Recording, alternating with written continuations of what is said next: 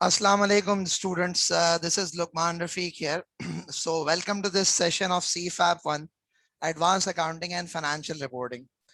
आज का जो हमारा सेशन रखने का मकसद है, that is to discuss about this CFAP 1 as a subject and to also discuss about the method of delivery that we actually adopt in order to deliver this subject, this course of CFAP 1 FR. Before we proceed further, मेरा नाम लुकमान रफीक है and I have been in teaching profession for more than 13 years now. और इस पे 13 साल के अरसे के अंदर I've been teaching these various qualifications including the CIEMA, including the ICAP, including ACCA, including ICAW. ये तमाम की तमाम qualifications मैं teach कर रहा हूँ. तो जो एरियाज ऑफ एक्सपर्टीज हैं, जिन एरियाज के ऊपर मैं बेसिकली कोर्सेज कंडक्ट कर रहा होता हूँ, और मेजरली जो मेरी टीचिंग है वो प्रोफेशनल लेवल के ऊपर, फाइनल लेवल के ऊपर ही है मेजरली मेरी टीचिंग. तो that actually includes the area of financial reporting, जैसे कि ये एफआर का सब्जेक्ट है, plus the financial management like BFD, and the third one of them is the advance audit and assurance. मुख्तलिफ ओकेजन्स के ऊपर आईकैप में जो चार्ट अकाउंटेंट स्टूडेंट एसोसिएशन है, उस चार्ट अकाउंटेंट स्टूडेंट एसोसिएशन के लिए मैंने बेशुमार इंस्टेंसेस पे एफआर के ऊपर, डबल एफआर के ऊपर, बीएफडी के ऊपर, एडवांस ऑडिट के ऊपर, इन तमाम के तमाम सब्जेक्ट्स के ऊपर I've conducted different sessions, जो कि एग्जाम रिविजन सेशंस होते हैं, मैंने वो कंडक्ट किए हैं. Similarly, I've conducted the auditing, financial reporting, financial management webinars for ACCA globally also. उसके अलावा I've also conducted various trainings for ICAW also. तो ये कुछ मेरा बैकग्राउंड है. और फिर उसके साथ साथ I worked as a trainer for SIMA for some short instant where we had to actually train several people from the various universities के किस तरह से management accounting, financial management ये वाले areas को पढ़ाया जाए. तो I've actually been involved in that also. अगर those of you who wish to follow me, you could actually check out this Facebook page of mine जो कि sir.lukman.rafiq के नाम से है. Plus there is a YouTube channel also, वो भी आप देख सकते हैं लुकमान रफीक के नाम से अगर सर्च करेंगे तो. क्या है? So our agenda for today's session is that मैंने सोचा था कि हम ये कुछ पॉइंटर्स को डिस्कस करेंगे, which is we're going to discuss about myself. तो मैंने अपना इंट्रोडक्शन तो आपको दे दिया है, थोड़ा सा एक ब्रीफ कि who am I. Similarly, we're now going to discuss about subjects, syllabus, course delivery वगैरह वगैरह वगैरह. तो देखें, if I could just proceed and if I could just go forward. तो मैं आपके सामने जो है ना, ये एफआर का जो सिलेबस है, इस एफआर के सिलेबस को अगर आप देखेंगे, क्योंकि देखें अब एक अच्छी चीज ये हो गई है कि आईकैप ने जो कैफ लेवल है, उस कैफ लेवल के ऊपर काफी ज्यादा इंप्रूवमेंट लेकर आ गया आईकैप सिलेबस के एतबार से. किस एतबार से? सिलेबस के एतबार से इंप्रूवमेंट लेकर आ गया है कि अब कैफ लेवल के ऊपर बहुत सारे ऐसे अकाउंटिंग स्टैंडर्ड्स हैं जो स्टूडेंट्स कभी पढ़ते ही नहीं थे सीए फाइनल पे, वो अब पढ़ते हैं. जैसे कि कंसोलिडेशन आप ठीक ठाक किस्म की पढ़ लेते हैं, फिर उसके साथ साथ जो है आप लीजेस को अच्छा खासा पढ़ रहे हैं, फिर आपके पास इन्वेस्टमेंट प्रॉपर्टी के स्टैंडर्ड्स हैं, और मजीद गवर्नमेंट ग्रांट के स्टैंडर्ड हैं, रेवेन्यू रिकग्निशन ठीक ठाक किस्म का, आईएएस IFRS 15 भी नीचे लेवल के ऊपर है. तो इस तरह से बेशुमार तरह की चीज़ें हैं. इस तरह से आई रिपीट, बेशुमार तरह की चीज़ें जो हैं वो आपके पास कैफ लेवल के ऊपर आ चुकी हैं, जिनकी वजह से, आई रिपीट, जिनकी वजह से जो है ना, अब एफआर लेवल के ऊपर जब स्टूडेंट आता है तो थोड़ी सी कदरे आसानी हो जाती है. उसकी सबसे बड़ी रीज़न क्या होती है कि आपने ऑलरेडी काफ़ी कुछ पढ़ा हुआ होता है, तो you can invest more time into your core areas, जो कि नए एरियाज होते हैं. तो मैं अगर कुछ थोड़ी सी बात कर दूं विद रिस्पेक्ट टू इट, तो देखें एक कोर एरियाज तो आपके पास सबसे पहली चीज तो that is about the group financial statement, जिसको कि हम कहते हैं कि कंसोलिडेटेड फाइनेंशियल स्टेटमेंट्स. अगर मैं इसके एतबार से बात करूं तो हर अटेम्प्ट के अंदर 25 मार्क का, 20 मार्क का, 30 मार्क का, 28 मार्क का एक क्वेश्चन मौजूद होता है जो कि ग्रुप फाइनेंशियल स्टेटमेंट के ऊपर होता है. अभी तक आपने जो ग्रुप फाइनेंशियल स्टेटमेंट पढ़ा है उसमें आपने एक सिंगल सब्सिडरी पढ़ी है. अब यहाँ पे आ जाके आपको ग्रुप के एक्विजिशन भी पढ़ने पड़ेंगे, यानी कि अगर 25% शेयर होल्डिंग थी फिर 75 पर चले गए, या 75 थी उससे 90% पे चले गए, ये भी आपको पढ़ना पड़ेगा. फिर देन उसके साथ साथ जो है वो अगर हम मजीद बात करें तो आपके पास इन एडिशन टू दिस जो है there is another thing which is there कि अब आपके पास ग्रुप डिस्पोजल्स भी आ जाएंगे.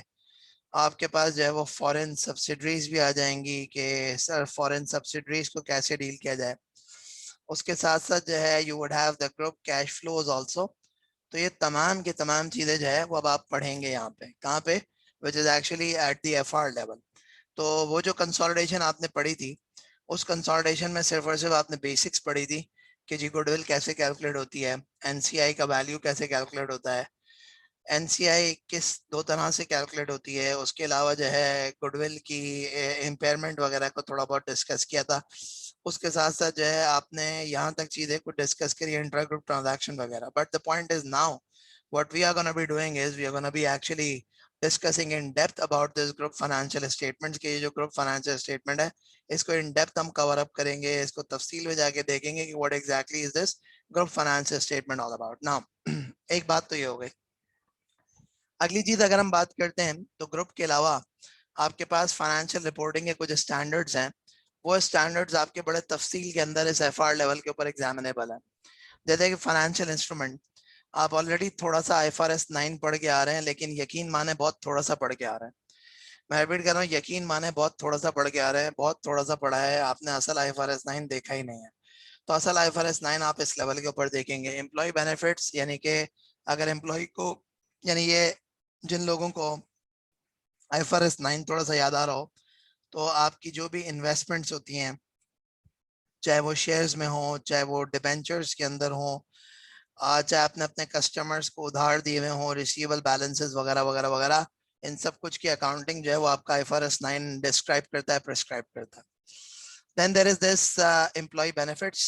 तो अगर मैं कुछ थोड़ा सा एम्प्लॉय बेनिफिट्स के एतबार से बात करूं, so with respect to the employee benefits, आपके पास जो है वो IAS 19 employee benefits and all together new accounting standard employee benefits, जो कि यहाँ पे एग्जामिनेबल है। फिर देन उसके साथ साथ अगर हम मजीद बात करें तो वी हैव गॉट IFRS 2, जो कि शेयर बेस्ड पेमेंट ट्रांजैक्शंस का है। उस IFRS 2 share based payment transaction का मामला कुछ इस तरीके से कि अगर एक कंपनी, आई रिपीट, अगर एक कंपनी जो है अपने कंपनी के शेयर्स को as a form of consideration use करे, यानी अगर आप कुछ खरीद रहे हैं या फिर जो है क्या बोलते हैं कि आप किसी को पेमेंट कर रहे हैं कैश में, और वो कैश पेमेंट लिंक्ड है आपकी कंपनी के शेयर्स के साथ, so that is actually going to be considered as a share based payment transactions.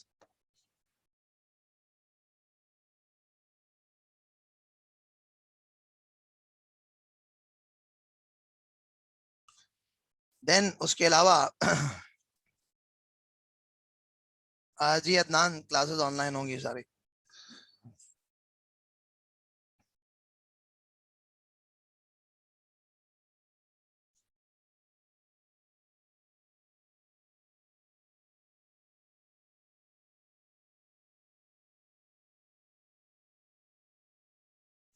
Okay जी, so we were discussing about this कि ये शेयर बेस्ड पेमेंट ट्रांजैक्शन फिर अगेन IFRS 15, IFRS 16 और IAS 12, ये तीनों आपने यहाँ पे पढ़े हुए हैं अपने कैफ लेवल के ऊपर भी। बट अगेन मैं कहूँगा कि जिस लेवल पे आपने कैफ में पढ़े हुए हैं वो, और जो है क्या बोलते हैं कि आपके साथ जो अल्टीमेटली आप यहाँ पे पढ़ेंगे, उसमें कोई जमीन आसमान का फर्क है। आई रिपीट, उसमें कोई जमीन आसमान का फर्क।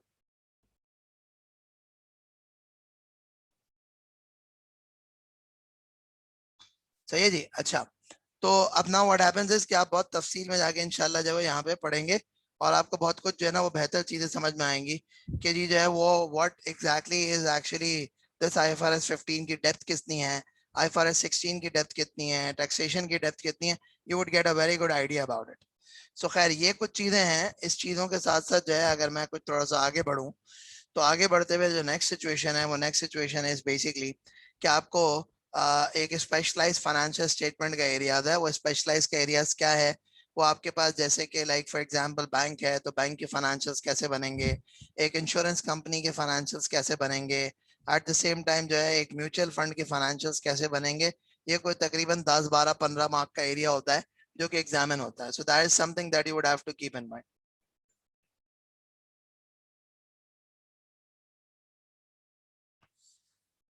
अच्छा जी, सो ये चीज होने के साथ साथ जो है मैं आपको मजीद कुछ थोड़ी सी बात बताता हूँ, मजीद कुछ थोड़ी डिस्कशन करते हैं, विच इज बेसिकली कि ये तो एक इन जनरल एक थोड़ा सा बात हो गई कि with respect to the syllabus core areas, जो मैंने आपको थोड़े से कोर एरियाज बता दिए कि कोर एरियाज क्या क्या।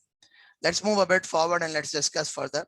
तो ये देखें, आप अगर सिलेबस की ग्रिड के ऊपर जाएंगे तो आपको एक चीज समझ में आएगी कि स्पेशलाइज्ड फाइनेंशियल स्टेटमेंट कोई तकरीबन 10 से 20% ऑफ द एरिया, और 10 से 20% ऑफ द एरिया होने के साथ साथ जो है आपको एक चीज और नजर आएगी, ग्रुप फाइनेंशियल स्टेटमेंट 25 से 35% है। ग्रुप फाइनेंशियल स्टेटमेंट क्या है? 25 से 35% है ग्रुप फाइनेंशियल स्टेटमेंट। अच्छा जी, उसके साथ साथ जो है बाकी आपके रिमेनिंग जितना भी फाइनेंशियल रिपोर्टिंग के स्टैंडर्ड्स हैं वो सब कुछ है। अब उसमें सिर्फ और सिर्फ वो स्टैंडर्ड्स नहीं है, आई रिपीट, इसमें सिर्फ और सिर्फ वो स्टैंडर्ड्स नहीं है जो कि स्टैंडर्ड्स आपके डबल एफ आर लेवल के ऊपर पहली बार आप पढ़ेंगे, बल्कि उसके साथ साथ जो आपने पहले कॉन्सेप्ट पढ़ा हुआ है, जो भी आपने कंटेंट पहले पढ़ा हुआ है, वो सारी चीजें भी यहाँ पे एग्जामिनेबल है। अब मैं आपको छोटा सा इसमें कॉन्सेप्ट समझा देता हूँ, वो कॉन्सेप्ट क्या है और क्या नहीं है। वो कॉन्सेप्ट को इस तरीके से भाई कि जो है आपके पास एफ आर के सिलेबस में गाइडेंस ये मेंशन्ड है कि जो आपने अर्लियर स्टेज में जो चीजें टेस्ट हुई हैं वो मैक्सिमम 8 मार्क पर टॉपिक आ सकती है इन एन अटेम्प्ट।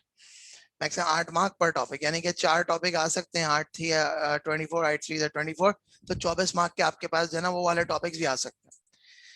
और मैक्सिमम मार्क्स कितने हो सकते हैं? मैक्सिमम मार्क्स 35 हो सकते हैं। यानी कि आपको इसका मतलब क्या है? इसका मतलब है कि आपने जो कुछ भी कैफ लेवल के ऊपर पढ़ा हुआ है, वो कैफ लेवल पे पढ़ी हुई चीजें भी आपको जो है वो आनी चाहिए। आई रिपीट, जो कुछ भी आपने कैफ लेवल के ऊपर पढ़ा हुआ है, वो कैफ लेवल के ऊपर पढ़ी हुई चीजें आपको आनी चाहिए। बिकॉज अगर if you are actually messing up at whatever that you have studied at the CAF level, तो अल्टीमेटली जाके क्या होगा कि आपको क्वेश्चंस आएंगे उस कैफ लेवल की चीजों के, और आप उन बेसिक चीजों के ऊपर ही जो है वो मैसअप करके बैठे हुए होगे, और अल्टीमेटली जो वो भुगत रहे होगे, नुकसान कर रहे होगे अपना।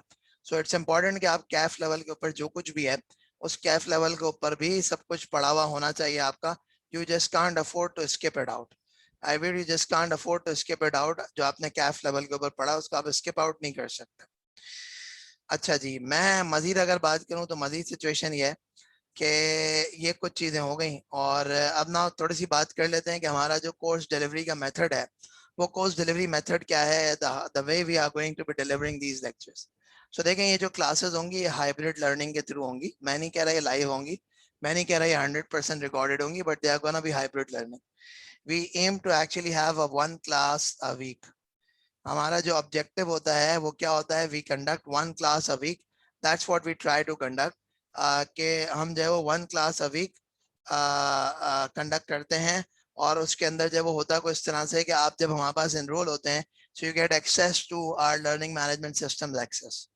When you get access to our learning management system access, तो what would happen is that आपके सामने एक वेबसाइट आ रही है जिसका नाम है scriberacademy.com। इस scriberacademy.com की वेबसाइट पे आप आएंगे, यहाँ पे एफ आर का कोर्स अवेलेबल है CFAP 1 का, और इस CFAP 1 के कोर्स के अंदर आपको चीज़ें नज़र आएंगी which is like multiple chapters हैं। लेट्स से अभी इंट्रोडक्शन IS-19 है, IS-19 की एक्सप्लेनेशन, मुख्तलिफ वीडियोज़, मुख्तलिफ तरह का एडिशनल मटीरियल, देन अर्निंग पर शेयर, फिर उसके साथ साथ जो है वो we go about going ahead with it, consolidation वगैरह वगैरह वगैरह। तो ये तमाम की तमाम चीज़ें आपको यहाँ पे नज़र आएंगी, और फिर मुख्तलिफ तरह के कैफ लेवल के जो अकाउंटिंग स्टैंडर्ड्स हैं वो भी आपको नज़र आएंगे। So basically, when you are going to be, I repeat, when you are going to be actually studying with us, so the way we are going to deliver is that कि हम क्या करेंगे, हम आपको जो है वो basically upon enrollment will give you access to the recorded lectures, and what you would do is that you would get access to recorded lectures. You would start studying those recorded lectures, और उन recorded lectures को पढ़ने के साथ साथ जो है weekly we can have a class a week। एक WhatsApp ग्रुप होगा जिसके अंदर हम डिस्कशंस करेंगे, और जो वीकली एक क्लास होगी उस वीकली एक क्लास के अंदर हमारा जो एजेंडा होगा, हमारा जो पर्पस होगा, हमारा जो ऑब्जेक्टिव होगा, वो ये होगा कि हम कोई एक टॉपिक उसके को एक रिवीजन करें और उससे रिलेटेड कुछ एग्जामिनेशन क्वेश्चंस करें। That is how we are going to go about.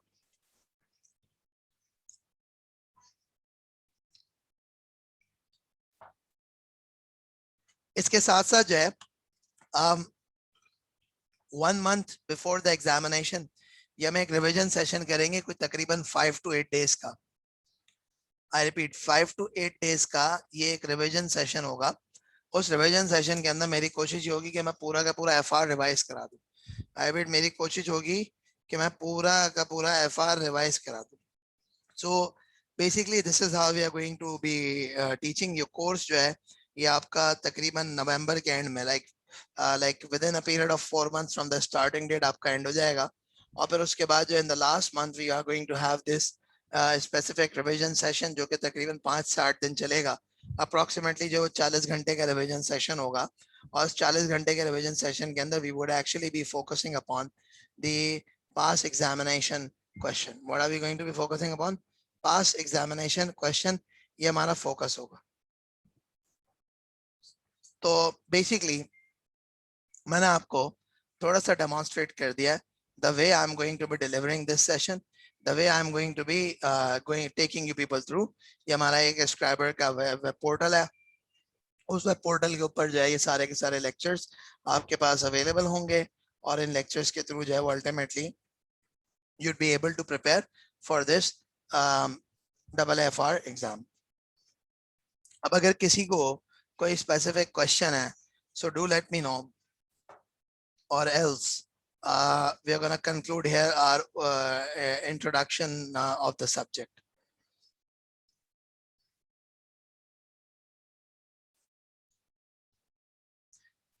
अच्छा भाई, क्लासेस ऑनलाइन ही होंगी, फिजिकल क्लासेस नहीं होंगी जी. नोट्स आपके पास वेबसाइट के ऊपर ही अवेलेबल हो जाएंगे.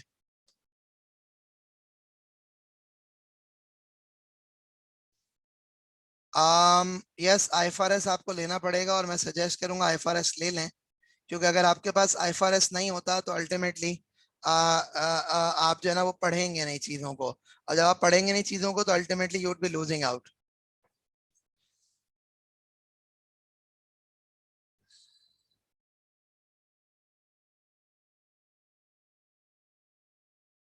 हाँ, जून 2022 वाले भी सेम पेज पे ही चलेंगे, कोई मसला वाली बात नहीं है. We gonna have a single batch जिसको हम जो है वो करंट सेशन के अंदर will end up by this 30th of November. और उसके बाद आपके पास जो है ना वो रिकॉर्डेड लेक्चर का एक्सेस होगा, so you can actually go about with these recorded lectures also. But जिस वक्त तक लाइव क्लासेस होगा या जो भी यानी हाइब्रिड सेशंस वगैरह का जो कॉन्सेप्ट होगा, वो हम लोग जो है ना उसको नवंबर तक ये वाला सेशन कंक्लूड करेंगे, यानी कि अक्टूबर के एंड तक सेशन एंड होगा, और नवंबर में फिर रिवीजन सेशंस होंगे.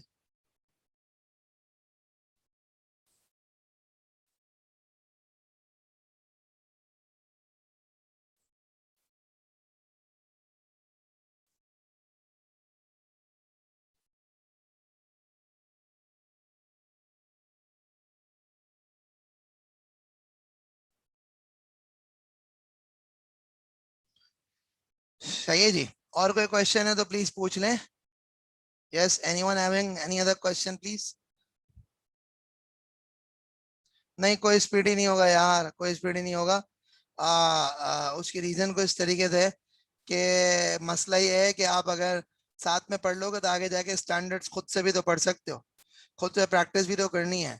तुम्हारी अगर जून 22 की अटेम्प्ट है तो 6 महीने तो तुम अपने हाथ में रखो ना. 6 महीने तो अपने हाथ में रखो.